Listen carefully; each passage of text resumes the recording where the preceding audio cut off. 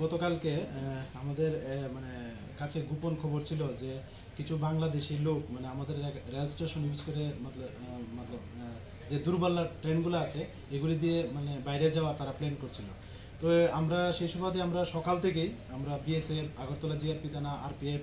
এবং আমাদের যে আরও সিস্টার এজেন্সি আছে আমরা সবাই মিলে আমরা যে আগরতলা রেল স্টেশনের যে এক্সিট এবং এন্ট্রি পয়েন্টগুলো আছে সবগুলিতে আমরা মানে মানে এক প্রকার নাকা পয়েন্টের মতো আমরা বসে যাই। তো আমরা গতকালকে সকালবেলা প্রায় 6টার দিকেও আমরা 4জন বাংলাদেশি এবং 2জন যে বাংলাদেশি টাউট আমরা অ্যারেস্ট করেছি এবং রাত্রেবেলাও আমরা একজনকে অ্যারেস্ট করেছি এবং দুই ধর কেস হয়েছে আমাদের আগরতলা জিআরপি থানাতে। এবং যাদেরকে সকালবেলা অ্যারেস্ট করেছে তো কালকে আমরা ওনাদেরকে মহামান্য আদালতে প্রেরণ করেছি এবং এর মধ্যে আমরা একজনকে রিমান্ডও পেয়েছি এবং যিনি গত রাত্রেবেলা অ্যারেস্ট হয়েছেন আজকে আমরা ওনাকে মহামান্য আদালতে প্রেরণ করব এবং ওনাকেও পুলিশ রিমান্ড চাবো। তো অ্যাকচুয়ালি তারা